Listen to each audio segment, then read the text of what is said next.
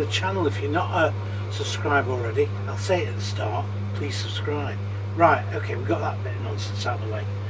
A bit of a vlog here. I'm in, actually at the moment, I'm in a Bailey Phoenix GT75, I think it's 760, twin axle, end washroom, like Campbell's Caravans at Preston, big 6 berth, and they've got it knocked down by £4,000. This is actually 24k. And it's brand new, 2024. Okay, it's a year old in theory, but it's still a brand new van. Have they made any changes 2025? Not a jot. So to me, this, unless you're bothered by 1 year, I think a £4,000 saving on this is a pretty good one. But anyway, let's go on to the vlog. Now, we've had all the big windy, stormy weather.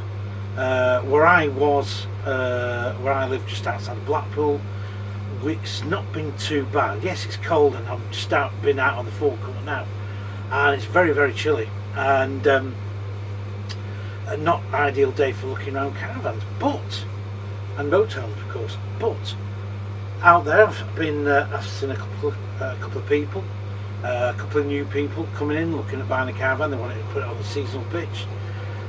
First time they were looking at a dealer special they didn't know. I told them a bit about it. They thanked me. I gave them a spare copy of Practical Caravan. So they told me about the used buys in there. They thanked me, and I last left them looking at an Eldest Crusader. Anyway, there was another couple there. They've already got a van. They got a Sprite Alpine 4. I think it was a 2015 model. And they were looking to get something a bit bigger.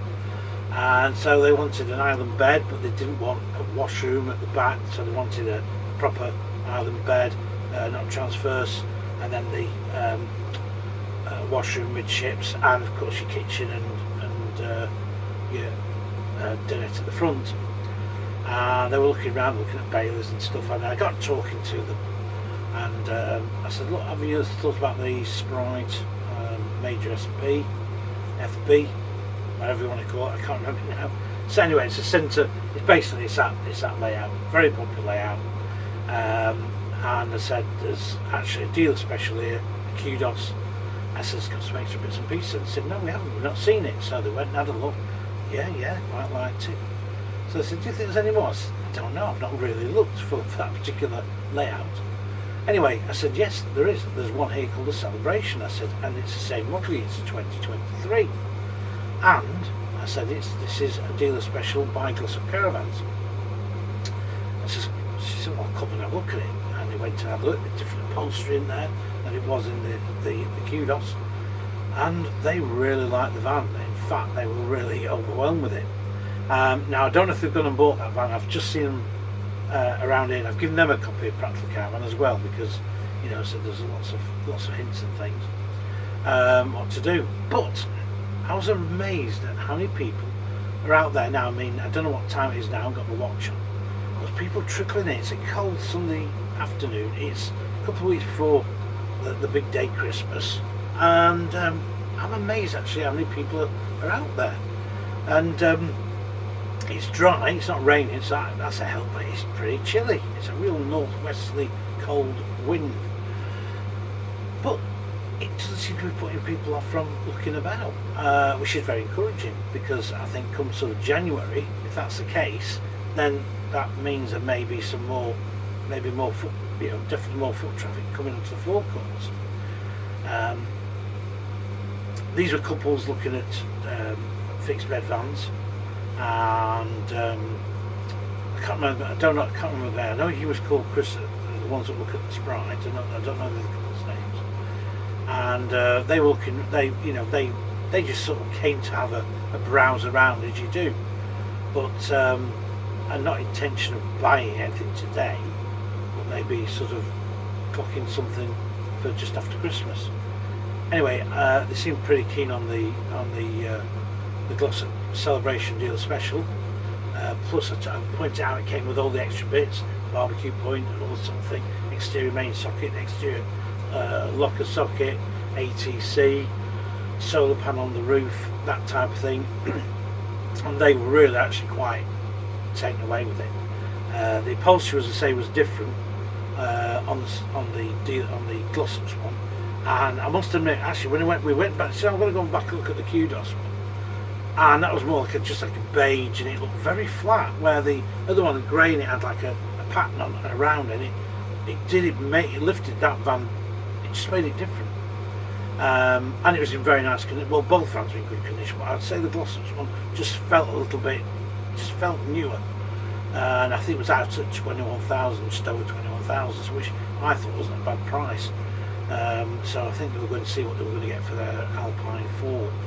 So I'm hoping they got sorted.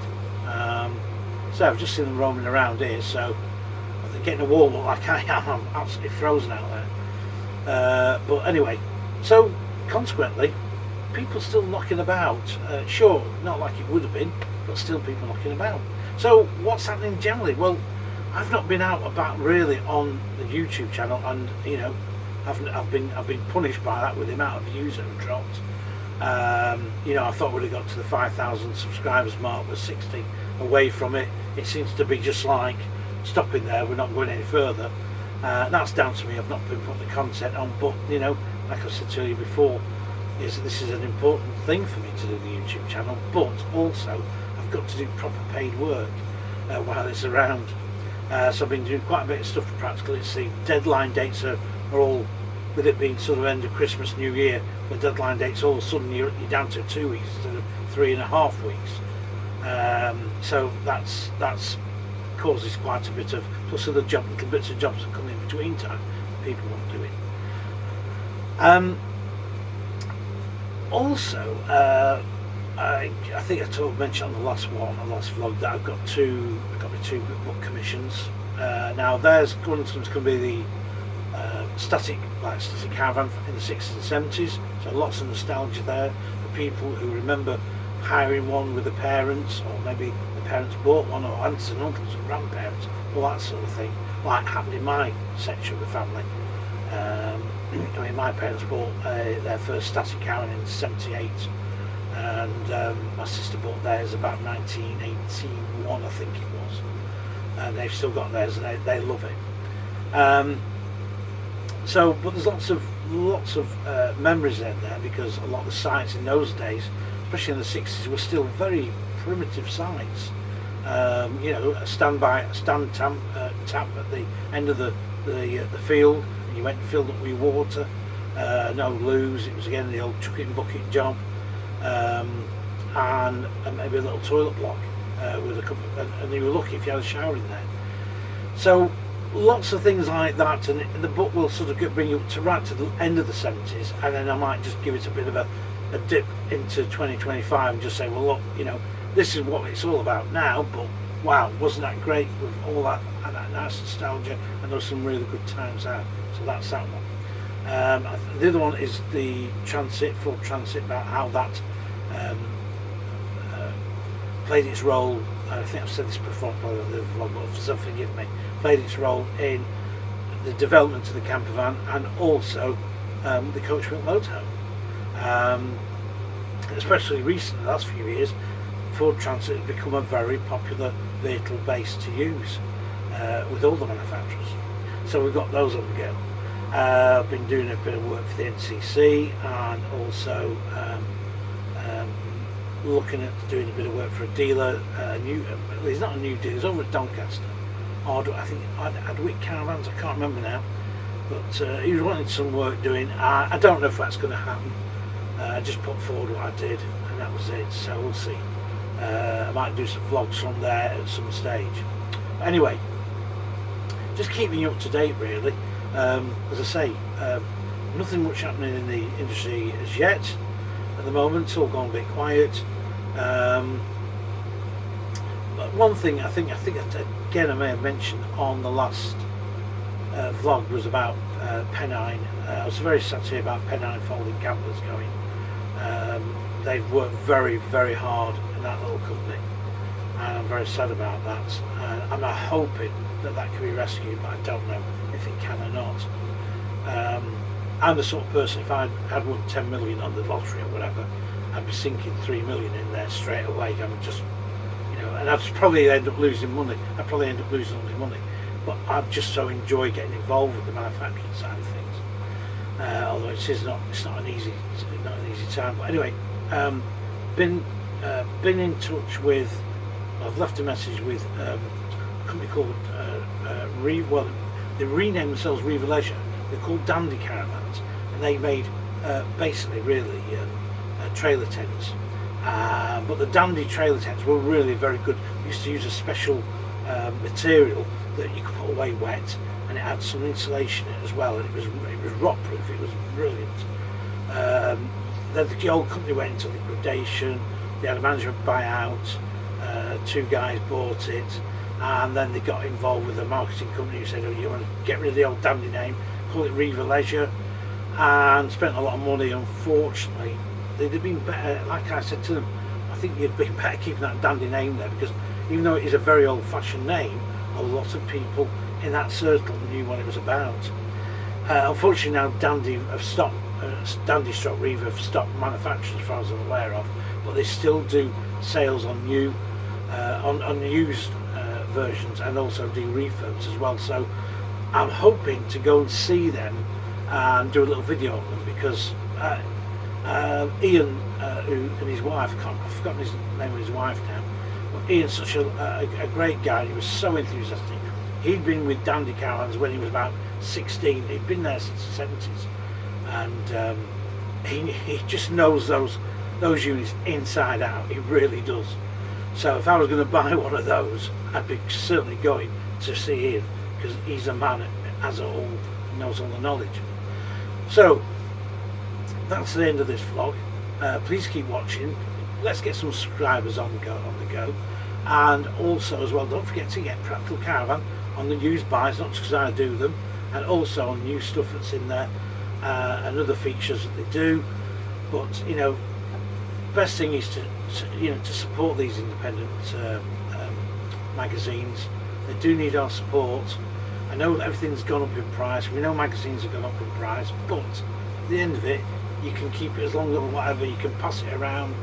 You can you can read it, open it up at any time you want. You don't have to start logging on or anything like that. So it's great. So a lot of people, forget about it there. Go and buy a copy. Or better still, subscribe. I think we've got some offers on again, so do that. Same with another magazine, Park Home and Holiday Living. If you're into your holiday home caravans, holiday caravans or lodges, and into the park home sector, I do quite a bit of work there.